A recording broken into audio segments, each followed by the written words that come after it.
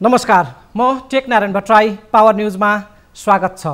MCC का नामले चर्चित झन्डै 60 अर्ब रुपैयाँको अमेरिकी अनुदान लिने वा नलिने टुङ्गो लागेको छैन।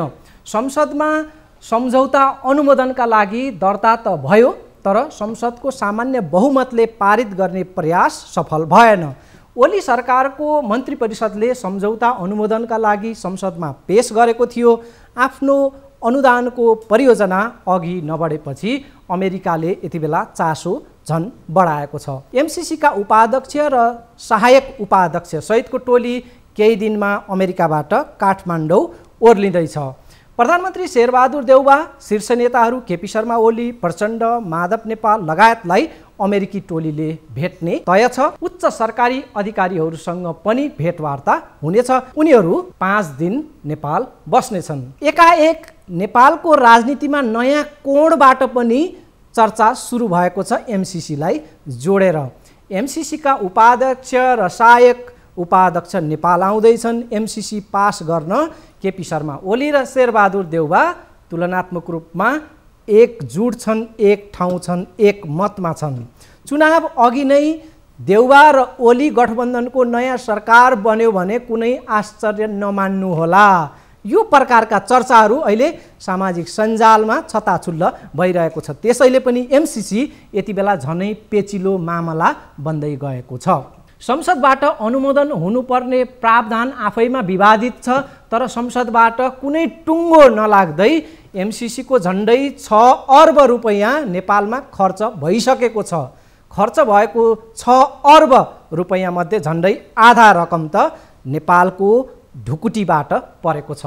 एमसीसी नेपालको कार्यालय सञ्चालनमा मासिक करिब 1.5 करोड खर्च हुने गरेको छ। अहिले 57 जना त कर्मचारीहरू छन्। कार्यालय याक्यान यति होटेलमा छ। कार्यालयको भाडा र विद्युत महसुल मात्रै मासिक 17 लाख आसपास उठ्छ। प्रशासनिक तर्फ मात्रै 1 अर्ब 40 करोड रुपैयाँ खर्च भइसकेको छ एमसीसीका लागि। कर्मचारीहरूको तलब, गाडी, घरभाडा, परामर्शदाताको शुल्क, कार्यालय सञ्चालन, मसलन्द लगायत खर्चमा त्यो देखिन्छ। नेपाल सरकारबाट प्राप्त रकम जग्गा अधिग्रहण शीर्षकमा उल्लेख छ। दर्शकबिन हेर्नुहोस् है, बच्चा पाउने कहिले कहिले भोटो सिउने अहिले जस्तै हाल भएको छ। एमसीसीको विधिवत सुरु नहुँदै अर्बौँको खर्च, त्यसमाथि अमेरिकाको चासो र दबाब झन्झन थपिएको छ। यति बेला एमसीसीका उच्च अधिकारीहरूको काठमाडौँ आगमन त्यसको प्रमाणको रूपमा बुझ्न सकिन्छ। एमसीसी कतै इन्डो प्यासिफिक सामरिक रणनीतिको अङ्ग त होइन भन्ने शङ्का एउटा छ। अर्को, केही शर्तहरू राष्ट्रिय स्वाधीनतामाथि आघात महसुस हुने खालका पनि छन्, जस्तो कि परियोजना कार्यान्वयनका क्रममा भारतको समेत सहमति हुनुपर्ने केही बुँदामा उल्लेख छ। भारत मामला र सैन्य घुसपेठको शङ्काले एमसीसी झनै गिजोलिएको छ। शुद्ध ढङ्गले पूर्वाधार विकासका लागि अनुदानको प्रयोग हुने ग्यारेन्टी गरेर मात्रै सम्झौता कार्यान्वयनमा जानुपर्ने मत बलियो छ। नेपाली आम जनभावना एमसीसी स्वीकार गर्न नहुनेमा छ। 74 सालको भदौ 29 गते वासिङटनमा एमसीसी सम्झौता भएको थियो। अहिले जस्तै शेरबहादुर देउवा त्यो बेला प्रधानमन्त्री थिए। नेपालका तर्फबाट तत्कालीन अर्थमन्त्री ज्ञानेन्द्र बहादुर कार्कीले सम्झौतामा हस्ताक्षर गरेका थिए। देउवा अहिले प्रधानमन्त्री छन् भने कार्की कानुन मन्त्री छन्। यही बेला अमेरिकी टोली नेपाल आउँदैछ।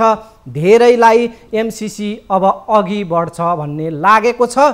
पक्ष र विपक्षमा मतान्तर अब झन गहन हुने देखिँदैछ।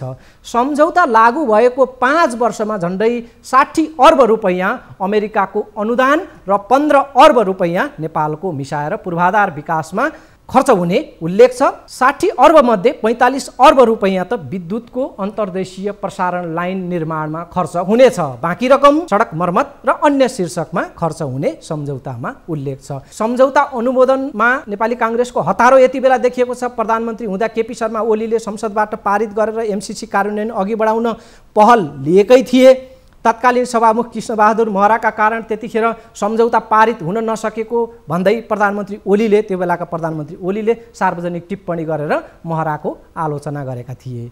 माओवादी अध्यक्ष प्रचण्डले एमसीसीको विरोधमा लागेको नारामा आफू तर्किन खोजेको एउटा भिडियो निकै भाइरल भएको थियो। जे होस् तुलनात्मक रूपमा प्रचण्ड माधव नेपाल एमसीसीको मामलामा अलिकति ढुलमुले चरित्रमा देखिन्छन्। संशोधनसहित पारित गर्नुपर्ने उनीहरूको मत देखिन्छ। मधेस केन्द्रित दलहरूको एमसीसीमा खासै विरोध छैन, तर प्रत्येक दलभित्र मतान्तर भने व्यापक छ। एमसीसीलाई लिएर गलत प्रचार भएकोमा अमेरिकी चिन्ता बढेको छ। नेपाल स्थित अमेरिकी दूतावास बढ्दो नकारात्मक प्रचार रोक्न आकाङ्क्षी देखिएको छ। यति बेला अलिकति उतारू पनि देखिएको छ। आउने केही दिन, साता, सम्भवतः महिना नै एमसीसी बहस नेपालमा झनै पेचिलो हुनेछ।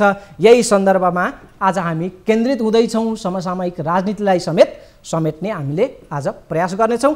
आज स्टुडियोमा एकजना अतिथि मसँग हुनुहुन्छ। एमसीसीलाई सार्वजनिक बहसमा ल्याउनमा उहाँको पनि ठुलो योगदान छ। प्रतिनिधि सभाको विधेयक शाखामा एमसीसी दर्ता गरिएकै बखत तात्कालीन नेकपाका सांसद देव गुरुङले सम्झौताका कतिपय बुँदाहरू राष्ट्रहित र संविधानको मर्म विपरीत रहेका भन्दै विरोध उठाएका थिए। त्यहाँबाट सुरु भएको एमसीसीको बहसको आयतन अहिले पार नै लाउन हम्मे पर्ने गरी फैलिएको छ, झाङ्गिएको छ, गिजोलिएको छ। नेकपा माओवादी केन्द्रका नेता देव गुरुङलाई स्टुडियोमा स्वागत गरौँ। मान्यज्यूलाई स्वागत छ। धन्यवाद। मान्यज्यू, अब अहिले मैले अघि पृष्ठभूमिमा पनि यहाँलाई उल्लेख गरेँ, म ठ्याक्कै त्यो अंश नै यहाँ सुनाउँछु। एमसीसीका उपाध्यक्ष र सहायक उपाध्यक्ष नेपाल आउँदैछन्। एमसीसी पास गर्न ओली र देउबा एक ठाउँमा छन्। निर्वाचन पूर्व नै देउबा ओली गठबन्धन सरकार बनेमा कुनै आश्चर्य नमान्न अनुरोध, यो प्रकारका चर्चाहरू अहिले नेपालको राजनीतिमा एकाएक सतहमा पोखिएका छन्। के टिप्पणी गर्नुहुन्छ? यो प्रकारले आयो राजनीति, अलिकति फेरिएला जस्तो परिदृश्य देखियो। पहिलो कुरा त विदेशी अतिथिहरूको भ्रमणको कुरा, अब भ्रमणहरूको आदान प्रदान हुन सक्ने कुरालाई त अन्यथा मान्न सक्ने विषय परेन। हजुर। तर जहाँसम्म एमसीसीकै इस्युलाई पारित गराउनका लागि एउटा भूमिका खेल्ने हो कि भन्ने प्रकारको जो आशंका छ, त्यो विषयमा भने यो राष्ट्रियताको मुद्दासँग जोडिएको विषय भए हुनाले दलहरू, सरकार सबै सजग र सतर्क रहनुपर्छ भन्ने लाग्छ। किन भन्दाखेरि एमसीसीका प्रावधानहरू राष्ट्रिय हित प्रतिकूलका चाहिँ रहेका छन्। यो केवल आर्थिक योजनामा मात्र सीमित नरहिकन चाहिँ यो आइपीएससँग जोडिएको, सैन्य रणनीतिसँग जोडिएको विषय हो। सैन्य रणनीतिसँग जोडिएर हामी प्रशस्तै बहस त गर्नेछौँ। तर अहिले यति बेला चाहिँ दुई उपाध्यक्षको भ्रमण र चाहिँ सत्ताले फेरबदल हुने यो संशयप्रति चाहिँ यो सरकारको फेरबदलको कुराको बारेमा अब प्रधानमन्त्री देउबाजी र ओलीजीको बीचमा गठजोड हुने हो कि भन्ने प्रकारको जो आशंका र जो प्रश्न उठाउनु भयो, अब राजनीतिमा असम्भव भन्ने कुरा त नहुन सक्छ। तर चाहिँ अहिलेको विकासको गति र प्रक्रियाले हेर्दाखेरि यो त्यति सहज र सम्भावना देखिँदैन। दुई पटकसम्मको संसद विघटन र संविधानका कैयौँ प्रावधानहरूलाई खारिज गराउँदै लैजाने अथवा उल्लङ्घन गर्दै लैजाने खालको प्रवृत्ति, एक प्रकारको कब्जा गर्ने प्रकारले चाहिँ अलोकतान्त्रिक ढङ्गले अथवा चाहिँ असंवैधानिक ढङ्गले कब्जा गर्ने खालका प्रवृत्तिहरू, राज्यका अङ्गहरूलाई भत्ताभुङ पार्दै लैजाने र चाहिँ मुलुकलाई अस्थिरता र अराजकता निम्त्याउने प्रकारको जो समस्या पैदा भयो ओलीको नेतृत्वमा चाहिँ, त्यो समस्याले गर्दाखेरि चाहिँ यदि त्यस्तो स्थिति पैदा हुँदै गयो भने स्टेट फेल हुन्छ। स्टेट फेल हुने बित्तिकै के हुन्छ भन्दा राष्ट्रपति शासन लागू हुन्छ। राष्ट्रपति शासन लागू हुने स्थितिमा संविधान निष्क्रिय हुन्छ, संसद रहँदैन, अरू विभिन्न प्रकारका निकायहरू निष्क्रिय हुन्छन् र राष्ट्रपति शासनको बेलामा सैन्य शासन, एउटा प्रकारको जङ्गी शासनको सुरुवात हुन्छ। ठिक त्यही परिस्थितिमा चाहिँ विदेशी सेना प्रवेश हुने हो। चाहिँ त्यसैले विदेशी सेना प्रवेश हुने एउटा चाहिँ बाटो कहाँ हो त भन्दाखेरि सङ्कटकाल हो, राष्ट्रपति शासन हो। चाहिँ त्यसकारणले एउटा गेटवे चाहिँ राष्ट्रपति शासन हो। एउटा गेटवे मैले अघि पनि सङ्केत गरेँ, इन्डो पेसिफिक स्ट्राटेजिक पार्टनरसिपको मेम्बरसिप बनेर चाहिँ एमसीसीमा प्रवेश गर्यो भने एमसीसीको सुरक्षार्थको नाममा पनि तपाईँको चाहिँ विदेशी सेना प्रवेश गर्न सक्ने खालका लुपहोल्सहरू थुप्रै देखिन्छ हैन। एउटा त्यो या त चाहिँ तपाईँको सिधै चाहिँ तपाईँको विदेशी सेना इन्ट्रीको लागि चाहिँ तपाईँको सम्झौता गरेर इन्ट्री हुने हो। त्यसकारण अहिलेको सन्दर्भमा विश्व राजनीतिक परिदृश्य, क्षेत्रीय राजनीतिक परिदृश्य, यी सबै परिदृश्यले के हो त भन्दाखेरि पश्चिम र पूर्वको बिचको जो स्ट्रगल बढ्दै गइरहेको छ, तनावको स्थिति बढ्दै गइरहेको छ, खास गरी अमेरिका केन्द्रित र चीन केन्द्रित प्रकारको चाहिँ जो स्ट्रगल चाहिँ बढ्दै गइरहेको छ, त्यसले गर्दाखेरि सीमावर्ती क्षेत्र नेपाल रहेको हुनाले चाहिँ चीनको सीमावर्ती क्षेत्र नेपाल रहेको अवस्था र तिब्बतको इस्युलाई लिएर चाहिँ पश्चिमाहरूले तिब्बतको इस्युलाई लिएर केन्द्रबिन्दु बनाइरहेको अवस्था, तिब्बतलाई फ्र्याक्सन गराउन सक्यो भने चाहिँ चीनलाई साइज डाउन गराउन सकिन्छ कि भन्ने प्रकारको पश्चिमाहरूको जो स्ट्राटेजी छ, त्यो स्ट्राटेजीको लागि चाहिँ नेपाललाई एउटा गेटवेको रूपमा अथवा चाहिँ स्ट्राटेजिक पोइन्टको रूपमा चाहिँ प्रयोग गर्न खोजिरहेको छ। त्यसैले यही मान्यतालाई केन्द्रबिन्दु बनाएर नै आइपिएसको मान्यता सुरुवात भएको छ। आइपिएसको अङ्ग बनाएर नेपाललाई त्यो सैन्य रणनीतिको एउटा पार्ट बनाएर चाहिँ उपयोग गर्न चाहिँ जो खोजिरहेको छ, त्यसले गर्दाखेरि नेपालको स्वाधीनतासँग राष्ट्रियतासँग जोडिएको मुद्दा भएको हुनाले यो प्रश्नलाई चाहिँ सहजै रूपमा हुबाहु रूपमा स्वीकार गर्नु हुँदैन।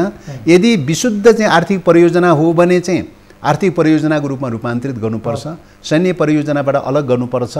आर्थिक परियोजनाहरू विगत कालमा विभिन्न मुलुकहरूसँग आर्थिक परियोजनाहरूको सम्झौता भएको चाहिँ छ र त्यो सम्झौता हुँदाखेरि सरकारले गरेका सम्झौताहरू नेपालको संविधान, नेपालको कानुन अनुसार नै नेपालको राज्यका अङ्गहरू मार्फत नै क्रियान्वयन भइरहेको अवस्था छ। त्यसकारणले जस्तो यति बेलाको मैले फेरि पनि हामी यो बृहत्तर दायरामा त हामी जान्छौँ न, तर यति बेलाको सबभन्दा चासो पोखिएको विषय चाहिँ जस्तो गठबन्धनको पछिल्लो बैठकमा पनि प्रधानमन्त्रीज्यूले एमसीसीलाई अगाडि बढाउँ भन्ने प्रस्ताव राख्नुभयो रे। तपाईँलाई आफ्नो अध्यक्ष मार्फत केही जानकारी आयो? अब अघिको क्वेसनको बारेमा थोरै चाहिँ के बाँकी छ भन्दाखेरि मतलब यो गठबन्धन चाहिँ जब चाहिँ ओलीजीको चाहिँ जो प्रवृत्ति देखा पर्यो, प्रतिगामी खालको राष्ट्रिय आत्मसमर्थनवादी खालको प्रवृत्ति जो देखा पर्यो, त्यो देखा परिसकेपछि सुरुमा 5 दलीय गठबन्धन भनौँ या चाहिँ संवादको सहकार्यको प्रक्रियाको थालनी गर्ने क्रममै चाहिँ 3टा कुरा स्ट्रङली उठेको विषय हो। पहिलो कुरा तपाईँको संसदको रक्षा गर्नुपर्छ, दोस्रो कुरा डेमोक्रेसीको रक्षा गर्नुपर्छ, तेस्रो कुरा राष्ट्रियताको रक्षा गर्नुपर्छ र राज्यका सबै अङ्गहरूलाई भताभुङ पारेर स्टेटलाई फेल खुवाउने, राष्ट्रपति शासन लागू गर्ने र विदेशी सेना निम्त्याउने दिशातर्फ जाँदैछ चाहिँ ओलीको कदम त्यो दिशातर्फ जाँदैछ।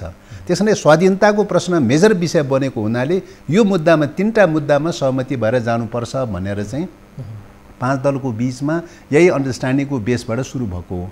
पहिलो कुरा त्यो। दोस्रो कुरा एमसीसी जस्तो जो विवादास्पद अवस्थामा छ, बहसको अवस्थामा छ, यस्तो विषयमा गठबन्धनभित्र सहमति नभइकन चाहिँ यो सायद अगाडि बढ्न सक्ने विषय होइन।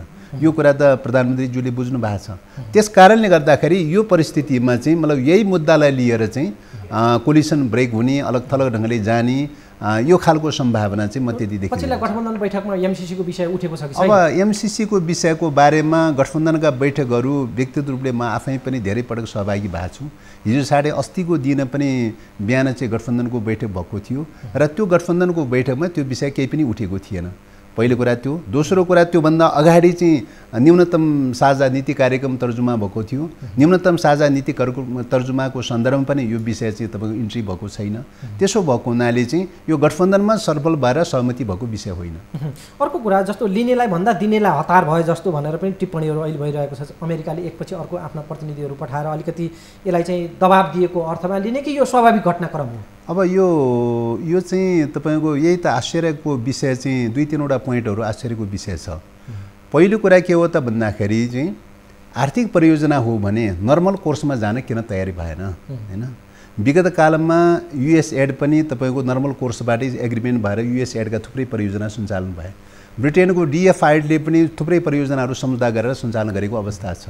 जेटीजेडले त्यही गरेको छ, जाइकाले त्यही गरेको छ, एसटीसीले, यस्तै थुप्रै निकायहरू, थुप्रै संरचनाहरूले, कम्पनीहरूले चाहिँ नेपाल सरकारसँग सम्झौता गरेर कार्यान्वयन गरिरहेका छन् आर्थिक विकासका परियोजना कार्यक्रमहरू।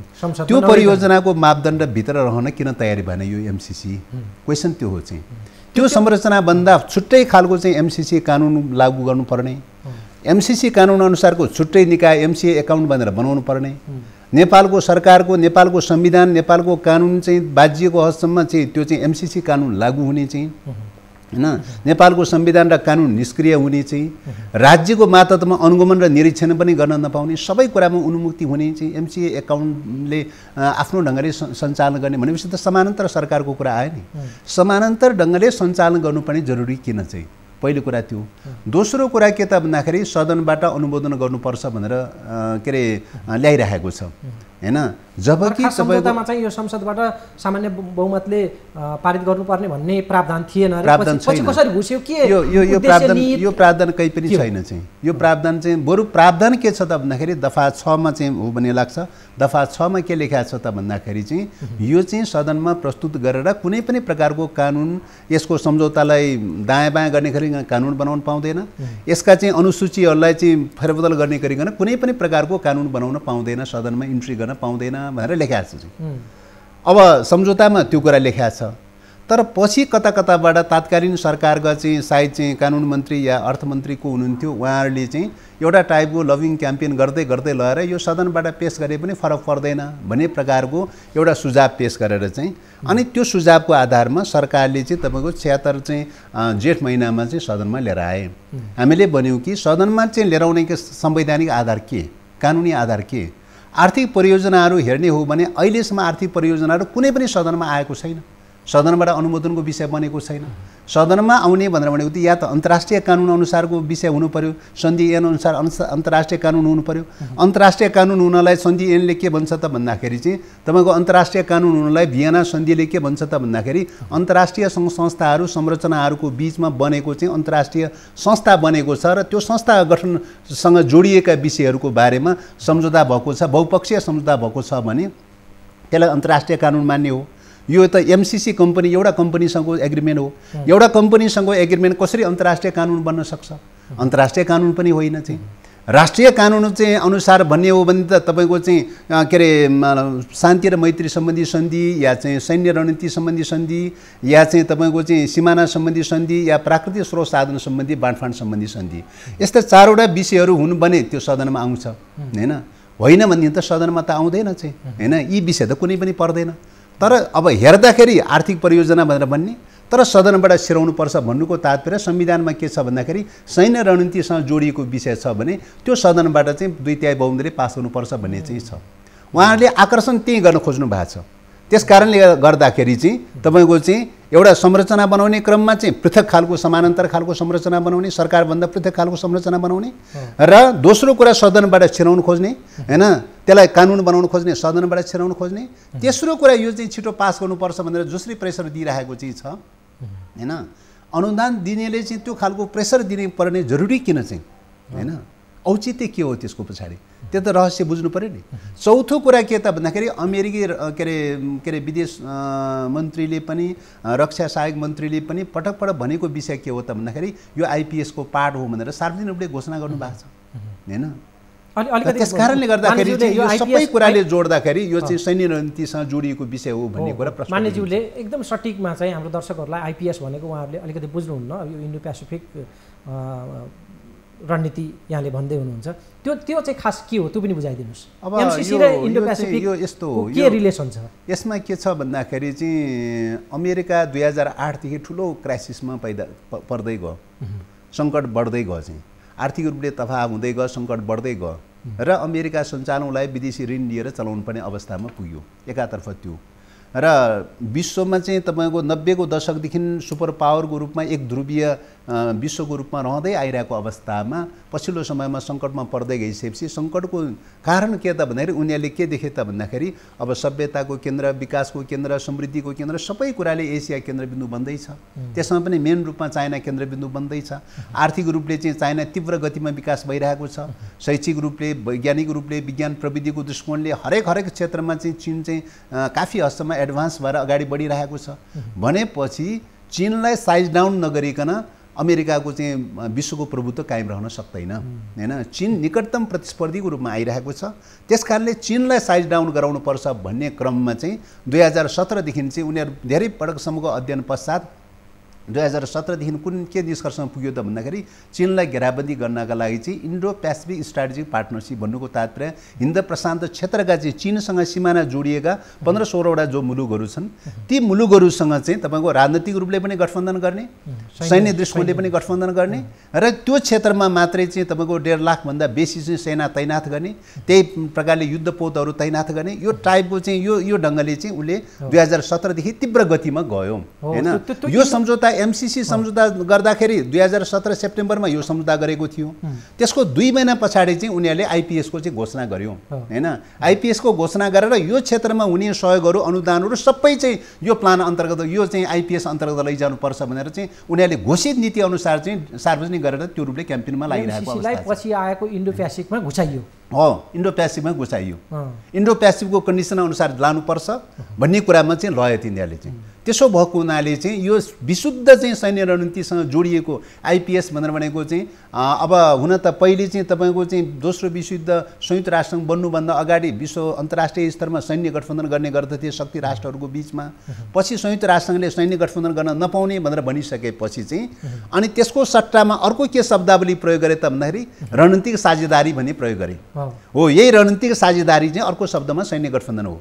इन्डो पेसिफिक क्षेत्रका चाहिँ तपाईँको मुलुकहरूसँग चाहिँ तपाईँको सैन्य गठबन्धन गर्ने भनेर चाहिँ यो रूपले अभियान सुरु गरेको अनि मान्यज्यू जस्तो नेपालमा अमेरिकाले सैन्य शिविर नै राख्ने अनि पेन्टागनको सूचीमा नेपालको नाम छ, एसिया पेसिफिकको यो अङ्ग हो भन्ने प्रकारले तपाईँका पनि थुप्रै त्यस बेला बखतमा तर्कहरू त्यो प्रकारका शङ्काहरू व्यक्त भइरहेका थिए हैन।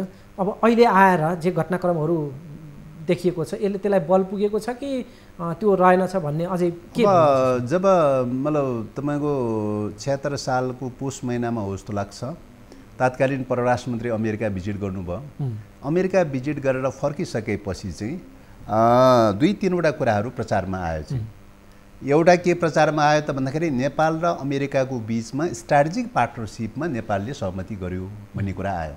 स्ट्राटेजिक पार्टनरसिप भनेको सैन्य गठबन्धनमा नेपाल सहमति भयो भन्ने कुरा आयो। हो कि होइन त त्यो हैन। एउटा कुरा त्यो त्यसको पुष्ट्याइको रूपमा अमेरिकाले रक्षा विभागले के भनेर त्यस पछाडि गरेको प्रकाशनमा के भनेर प्रकाशन गर्यो त भन्दाखेरि नेपाल चाहिँ इन्डो पेसिफिक स्ट्राटेजिक पार्टनरसिपको चाहिँ मेम्बर बन्यो हैन। 2019 देखि चाहिँ मेम्बर बन्यो भनेर घोषणा गर्यो चाहिँ। नेपाल चाहिँ त्यो ढङ्गले चाहिँ सहमति नगरिकन अमेरिकाले वान साइडेड ढङ्गले मेम्बर बन्यो भनेर घोषणा त गर्न सक्दैन। उसले भन्यो श्रीलङ्का र चाहिँ नेपाल बन्यो भनेर भन्यो चाहिँ हैन। त्यो बनेपछि श्रीलङ्काले के गर्यो त भन्दाखेरि एमसीसी वापस गरिदियो, फिर्ता गरिदियो, हामी हुँदैनौँ भनेर चाहिँ अस्वीकार गरिदियो हैन। अमेरिकाले हुँदैन भनेर अस्वीकार गरिदियो। नेपालले पनि अस्वीकार गर्नुपर्छ भनेर चाहिँ हामीले त्यही बेलामा भन्यौँ चाहिँ। त्यही बेलामा पटक भनेर भन्यौँ तर अस्वीकार गर्न तयार हुनु यहाँको उल्टो चाहिँ तपाईँ के त भन्दाखेरि नेपालले त्यो प्रकारको आन्तरिक सम्झौता गरेको छ भन्ने हो। निश्चित रूपले त्यहाँ तात्कालीन परराष्ट्र मन्त्री अमेरिका भिजिट गर्दाखेरि चाहिँ सैन्य रणनीति सम्बन्धी जो सम्झौता पत्र चाहिँ सायद कहिलेदेखि तयार भइरहेको थियो, पहिलेदेखि नै सायद लबिङ गर्दै तयार गरिरहेको थियो या के थियो, त्यो बेलामा चाहिँ त्यो चाहिँ त्यहाँ चाहिँ कुनै न कुनै रूपले सहमति गर्नु भएको छ। ज्ञानेन्द्र बहादुर कार्की भन्नुभयो हैन त? होइन प्रदीप गेवाली चाहिँ सन् के अरे 1900 को चाहिँ मतलब 76 साल पौष महिनाको भ्रमण हो चाहिँ भनेपछि त्यो भएर ओलीको र देउवाको यो विषयमा अलि बढी चाहिँ अब यो कुरा मान्यज्यूलाई मैले यहाँ अब त्यसपछि एउटा तपाईँले सैन्य क्याम्पको कुरा गर्नुभयो। त्यसपछि के भयो भन्दाखेरि अमेरिकन चाहिँ विदेश सहायक मन्त्री चाहिँ नेपाल भिजिट गर्यो। साउथ एसियाले विदेश सहायक मन्त्री पनि नेपाल भिजिट गर्यो। त्यसको लगदै पश्चात अर्को आइपिएसको सैन्य कमान्डरको पनि नेपाल भिजिट गर्यो। नेपाल भिजिट गरिसकेपछि अनि उहाँहरूले निकालेको विज्ञप्तिमा के निकालेको छ त अमेरिकाबाट प्रकाशित विज्ञप्तिमा के निकालेको छ त भन्दाखेरि हाम्रा सुरक्षा अधिकारीहरूले नेपालको चाहिँ अधिकारीहरूसँग चाहिँ गम्भीर रूपले वार्ता चलिरहेको छ कि नेपालमा अमेरिकन आइपिएसको भूमि सेनाको चाहिँ क्याम्प राख्ने विषयमा चाहिँ हैन ल्यान्ड आर्मी फोर्सको क्याम्प राख्ने विषयमा गम्भीरतापूर्वक वार्ता चलिरहेको छ भनेर चाहिँ त्यो रूपले उनीहरूले सार्वजनिक गर्नु। अब हामी एकछिन विश्राममा जान्छौँ। लाइफबोय हात धुने समयका साथमा लाइफबोय। विश्रामपछि स्वागत छ। आज हामी नेकपा माओवादी केन्द्रका नेता देव गुरुङसँग एमसीसीको विषयमा मुख्यतः केन्द्रित रहेर बहस गर्दैछौँ। मानिसज्यूलाई पुनः स्वागत छ। मानिसज्यू, तपाईँहरू नेकपा हुँदाखेरि नेकपाकालीन समयमा यो केही शर्तहरू संशोधन गरेर पारित गर्ने प्रकारको एउटा त्यो तपाईँहरूको कार्यदलले प्रतिवेदन दिएको, त्यसको खास स्पिरिट के थियो? त्यो स्पिरिटमा अहिले केपी शर्मा ओलीको स्ट्यान्ड पोइन्ट त्यो स्पिरिट सुहाउँदो छ छैन? अनि यहाँहरूको अध्यक्ष प्रचण्डको स्ट्यान्ड पोइन्ट उहाँहरू त्यो प्रतिवेदनले दिएको औल्याएको जे निष्कर्ष हो त्यसमा हुनुहुन्छ कि हुँदैन? दुईटा नेताको बिचमा अहिले कहाँनिर फरक छ स्थिति? अब नेकपा छँदाखेरिको बेलामा कमरेड झलनाथ कमरेडको नेतृत्वमा 3 सदस्यीय जो कार्यदल बन्यो र कार्यदलले विस्तृत रूपमा अध्ययन गरेर चाहिँ 15 बुँदे सुझाव दिएको थियो र त्यो सुझाव अनुसार चाहिँ तपाईको राष्ट्रिय हित प्रतिकूलका थुप्रै प्रावधानहरू छन्। विशेष गरिकन आइपीएस को पार्ट यसलाई बनाएको देखिन्छ। त्यो लगायतका विषयहरूको बारेमा नेपालको स्वाधीनताको रक्षा गर्ने कन्डिसनमा त्यसका असमान शर्तहरू चाहिँ संशोधन गर्न तयारी हुन्छ भने त्यो संशोधन भयो भने मात्रै यसलाई अगाडि बढाउन सकिन्छ। यथास्थितिमा उही प्रस्तावको रूपमा हुबहु अगाडि चाहिँ बढ्न सक्ने देखिँदैन भन्ने सारांश निष्कर्ष निकालेर त्यो रिपोर्ट पेश गर्यो। त्यो रिपोर्ट पेश गरिसके अब त्यसमा चाहिँ निश्चित रूपले त्यसमा नोट अफ डिसिसनको रूपमा चाहिँ प्रदीप गेवालीजीले नोट अफ डिसिसन लेख्नु भएको छ। अब फुल बैठकमा आइसकेपछि र त्यो बेलाको नेकपाको चाहिँ एउटा छुट्टै एउटा कार्यदल पनि बनेको थियो। तत्कालका विवादका समाधानको लागि भनेर एउटा कार्यदल बनेको थियो। त्यो कार्यदलले त्यो प्रस्तावलाई सर्वसम्मत रूपले लिएर आए चाहिँ हैन, सर्वसम्मत रूपले लिएर आएर फुल हाउसमा मिटिङमा फुल मिटिङमा पेश भइसकेपछि फुल मिटिङमा छलफल हुँदाखेरि पनि मलाई लाग्छ त्यो बेलामा मतलब संशोधन गरेर मात्रै पास गर्न चाहिँ गरेर पनि पास गर्न हुँदैन भन्नेमा चाहिँ मलाई लीलामणिजीले मात्रै फरक मत राख्नुभयो हैन। अरु चाहिँ सबै ओलीजीदेखि लिएर प्रदीप गेवालीजीदेखि लिएर सबैले चाहिँ त्यो चाहिँ प्रस्तावमा चाहिँ कुनै पनि प्रकारको फरक मत राख्नु भएन। त्यो एक प्रकारले सर्वसम्मत रूपले चाहिँ पारित भएको अवस्था हो हैन। पारित भइसकेपछि हामी चाहिँ त त्यही स्ट्यान्डमा छौँ। नेकपा माओवादी केन्द्र त्यही स्ट्यान्डमा छ, किन जे निर्णय गरेको थियो त्यही स्ट्यान्डमा चाहिँ छ। अब उता चाहिँ तपाईँको एमालेको सन्दर्भमा अथवा चाहिँ खास गरी ओलीजीको सन्दर्भमा के हो त हैन, माधवजी झलनाथजीहरू पनि त्यही स्ट्यान्डमा हुनुहुन्छ भन्ने लाग्छ। अब ओलीजीले चाहिँ त्यो निर्णय त्यो कार्यदल बनाउने विषयमा पनि उहाँको चाहिँ अलिकति असहमति जस्तो विरोध चाहिँ प्रकट गरिरहनु भएको थियो। सिधै अस्वीकार त गर्नु भएन, त विरोध प्रकट गरिरहनु भएको थियो। त्यसपछि आएको रिपोर्टलाई चाहिँ को सन्दर्भमा पनि नोट अफ डिसिसन त लेख्नु भएन, तर उहाँको आशय र भाव चाहिँ के बुझिन्थ्यो भन्दाखेरि त्यो प्रतिवेदन त्यो रिपोर्टप्रतिको चाहिँ त्यति खुसी नभए जस्तो बुझिन्थ्यो चाहिँ। र त्यसपछि रिपोर्ट त अब पार्टीले त एउटा स्थायी समितिले सर्वसम्मत रूपले पारित गर्यो, तर उता कार्यान्वयन गर्ने क्रममा चाहिँ तपाईँको सरकारले वार्ता गर्नुपर्थ्यो, पहल गर्नुपर्थ्यो, संशोधनको लागि एमसीसी चाहिँ संशोधनको लागि पहल गर्नुपर्थ्यो, कुराकानी गर्नुपर्थ्यो, तर कुराकानी गर्नु भएन। कुराकानी चाहिँ के भयो त भन्दाखेरि हामी जसै गरी नै पास गर्छौँ हैन, अमेरिकासँग चाहिँ हामी जसै गरी नै पास गर्छौँ भनेर लगातार भनिरहनु भयो। र त्यसपछि चाहिँ तपाईँको चाहिँ संसदमा पनि पहिले जसरी चाहिँ महाराजी छँदाखेरि सभामुख छँदाखेरि जसरी दबाब दिनुभएको थियो, पछि अग्निजी आइसकेपछि पनि सभामुखमा अग्निजी आइसकेपछि नै उहाँलाई पनि लगातार रूपले त्यो दबाब दिइरहनु भयो। यता पार्टीले निर्णय गरिसकेको छ 15 बुँदे संशोधन नगरिकन चाहिँ यो हुबाहु रूपमा पास गर्न सकिँदैन भनेर पार्टीले निर्णय गरेको छ। उहाँ चाहिँ त्यसलाई लत्याएर चाहिँ तपाईँको जे टेबल भएको छ त्यो चाहिँ जस्ता तस्तै पास गर्नुपर्छ भनेर चाहिँ पटक चाहिँ अग्निजीलाई दबाब दिनुभयो हैन। त त्यसकारणले यो घटनाले के देखाउँछ त भन्दाखेरि चाहिँ ओलीजी त्यही स्ट्यान्डमा चाहिँ सायद हुनुहुन्न कि भन्ने चाहिँ देखाउँछ हैन। अब मान्छेका सोचहरू हुन्, अदलाबदलीहरू फेरबदल भयो भने त त्यो अलग कुरा भयो चाहिँ, तर त्यो बेलाको ट्रेन हेर्दाखेरि चाहिँ उहाँ त्यो अडानमा चाहिँ सायद देखिनु भएको थिएन। त्यही कारणले गर्दाखेरि अमेरिकासँग जसरी नै पास गर्छु भनेर भन्ने, अनि चाहिँ यता सदनमा गएर चाहिँ सभामुखसँग जसरी पनि पास गरेर जसरी पनि टेबल गरेर भनेर प्रेसर दिने चाहिँ। अनि उहाँका पक्षधरहरूले सभामुखलाई चाहिँ घेराबन्दी गरेर चाहिँ तपाईँको चाहिँ छिटो एमसीसीको प्रस्ताव लिएर आऊ चाहिँ टेबलमा लिएर आऊ भनेर चाहिँ दबाब दिने चाहिँ ओली पक्षका साथीहरूले।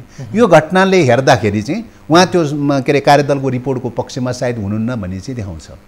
जस्तो पछिल्लो एउटा के समाचार आएको थियो भने शेरबहादुर देउवा यो एमसीसीलाई जसरी पनि अगाडि बढाउनुपर्छ, अन्तर्राष्ट्रिय क्षेत्रले हामीलाई विश्वास गर्दैन, हाम्रो विश्वास धर्मराउँछ भन्ने तर्क दलिल पेश गर्दै यसलाई चाहिँ बढाउन उहाँ इच्छुक हुनुहुन्छ। शेरबहादुर देउवाको पालामा पहिले एमसीसी सम्झौता भयो, उहाँले खटाएको तत्कालीन अर्थमन्त्रीले सम्झौता गर्नुभयो, केपी शर्मा ओली एमसीसीलाई संसदबाट पास गर्नलाई निकै इच्छुक देखिनुभयो, उहाँले परराष्ट्र मन्त्रीलाई अमेरिकामा पठाएर यसका थप सम्झौताहरू गर्नुभयो तपाईँकै भनौँ न तर्कको आधारमा भन्दाखेरि उहाँहरू बिचमा यति ठुलो मामलामा एक मत छ भनिसकेपछि यसको पल्ला भारी भएर वर्तमान सरकार चाहिँ फेरिएर ओली देउवा गठबन्धनको सरकार बन्ने यसले आधारभूमि तयार पार्दैछ भन्ने कोणको त्यो बहसलाई त लगभग पुष्टि गर्ने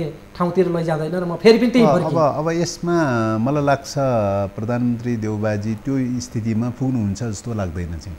किन त भन्दाखेरि चाहिँ मैले सायद थोरै सङ्केत अघि पनि गरेँ। पहिलो कुरा त राष्ट्रिय स्वाधीनताको पक्षमा रक्षाको लागि स्वाधीनताको रक्षाको निम्ति यो गठबन्धन चाहिँ कायम राख्नुपर्छ भनेर चाहिँ त्यो प्रिन्सिपलबाट सुरुवात भएको प्रश्न। दोस्रो कुरा एमसिसीको बारेमा 5 दलको बीचमा फरक मत रहेको अवस्थामा 5 दलीय गठबन्धनमा सहमति नभइकन चाहिँ एमसिसी अगाडि बढ्न सकिँदैन भन्ने कुरा, गठबन्धनमा आधारित चाहिँ लोकतान्त्रिक गठबन्धनमा आधारित सरकार भएको हुनाले गठबन्धनमा सहमत नभइकन यो अगाडि बढ्न सकिँदैन भन्ने कुरा त एउटा स्वाभाविक ढङ्गले जो कसरी पनि बुझ्ने कुरा हो। व्यक्तिगत रूपले उहाँको भ्यू त्यो हुनसक्छ होइन, त्यो भ्यू हुने कुरालाई चाहिँ व्यक्तिगत स्वतन्त्रतालाई हामी अन्यथा मान्दैनौँ, आफ्ना धारणा हुनसक्छ एउटा त्यो। अर्को कुरा उहाँको पालामा जो सम्झौता भयो, अर्थमन्त्रीले जो सम्झौता गर्नुभयो त्यो बेलामा इन्डो पेसिफिकको प्रस्ताव चाहिँ सैन्य रणनीतिको प्रस्ताव उठेको थिएन चाहिँ। भलै त्यो शर्तहरूमा थुप्रै आसमान खालका शर्तहरू थिए, त्यहाँ चाहिँ पुनर्विचार गर्नु पर्थ्यो, पुनर्विचार गर्न सकेन र मिस्टेक त निश्चित रूपले त्यो सम्झौताको बेलामा भएको देखिन्छ। तर पछाडि त तपाईँको चाहिँ सैन्य रणनीतिसँग जोडेर अमेरिकी दुईजना चाहिँ तपाईँको मन्त्रीले चाहिँ तपाईँको बाहिर सार्वजनिक रूपले विज्ञप्ति निकालेको कुरा, एम्बेसीले निकालेको विज्ञप्तिमा पनि तपाईँको आइपिएसको पार्ट होइन भनेर घोषणा गर्न नसकेको कुरा, यी सबै कुराहरूले चाहिँ तपाईँको चाहिँ उसको रिटेन डकुमेन्टहरू चाहिँ अमेरिकी रक्षा विभागको रिटेन डकुमेन्टहरू अगाडि आइसकेको अवस्थामा, आइपिएसको पार्ट हो भनेर रिटेन डकुमेन्ट अगाडि आइसकेको अवस्थामा चाहिँ तपाईँको यो त परिस्थिति बदलियो त चाहिँ होइन। यो बदलिएको अवस्था त चाहिँ उहाँले बुझ्नु भएन भनेर त भन्न सकिँदैन। त्यस कारणले गर्दाखेरि चाहिँ यही विषयलाई मात्रै लिएर चाहिँ मलाई लाग्छ उहाँले अन्यथा सोच्नुहुन्छ भन्ने चाहिँ लाग्दैन चाहिँ। अब अन्तिममा हामीसँग 1 मिनट समय छ। गठबन्धन सरकारको मन्त्री परिषद विस्तारमा भएको ढिलाइप्रति निकै आलोचना भइरहेको छ, त्यसमा चासो छ। कहिलेसम्म मन्त्री परिषद विस्तार हुन्छ? गठबन्धनमा अहिले खास गाँठो कहाँ परिरहेको छ, के समस्या छ? यसमा 5 दलीय गठबन्धन भन्ने बित्तिकै पहिलो कुरा त आपसी सहमतिको आधारमै मन्त्रीमण्डल विस्तार गर्ने कुरा हो। सहमति भनेर भन्दाखेरि चाहिँ पहिले नीतिगत सहमति हुनु पर्यो, नीतिगत रूपले त सहमति भएकै विषय भयो, तर त्यसको तयारी गर्नलाई कानुनी पक्षहरू सबै पाटा पक्षहरू त मिल्नुपर्ने हुन्छ र लामो समयसम्म दल सम्बन्धी प्रश्नकै बारेमा दुईटा घटकको सन्दर्भमा दल निर्माण सम्बन्धी प्रक्रियाकै सन्दर्भमा केही विलम्ब भएको अवस्था पनि हो। बल्ल दल निर्माणको चरण चाहिँ करिब पनि पार भएको चाहिँ छ, तर पनि फेरि पनि चाहिँ यो त पुरै कम्प्लिट त भइसकेका छैन। कति 22 गतेसम्म कतिसम्म चाहिँ तपाईँको चाहिँ दलका विषयहरूमा चाहिँ दलहरू चाहिँ आफ्नो ढङ्गले निर्वाचन आयोगले गरेको निर्णयको चाहिँ पश्चात मेच्योर हुने प्रक्रियामा चाहिँ कतिपय मान्छेहरू अदलाबदली त भइरहन्छ। मेच्योर हुने प्रक्रियाको टाइम फ्रेम तोकिएको छ, त्यो टाइम फ्रेम भनेको चाहिँ भदौ 22 सम्म त त्यसको टाइम फ्रेम अझै पनि बाँकी छ। यी सबै कुराले गर्दाखेरि यी कानुनी पक्षहरू, प्राविधिक पक्षहरू, यी सबै कुराले गर्दाखेरि पनि सायद विलम्ब भएको हुनसक्छ भन्ने लाग्छ। तर यी सबै तयारीहरू हुने बित्तिकै चाहिँ त मन्त्री परिषदले पूर्णता प्राप्त गर्छ भन्ने लाग्छ। हस् मानवजी, यो महत्त्वपूर्ण समय र संवादको लागि यहाँलाई धेरै धेरै धन्यवाद। धन्यवाद। हस् दर्शकबिन, नेकपा माओवादी केन्द्रका नेता देव गुरुङसँग एमसिसीमा रहेर खास गरी हामी आज संवाद गऱ्यौँ। कार्यक्रमको निर्धारित समय सकिएको छ। अर्को अङ्कमा भेटौँला। बिदा हुन्छु। नमस्कार।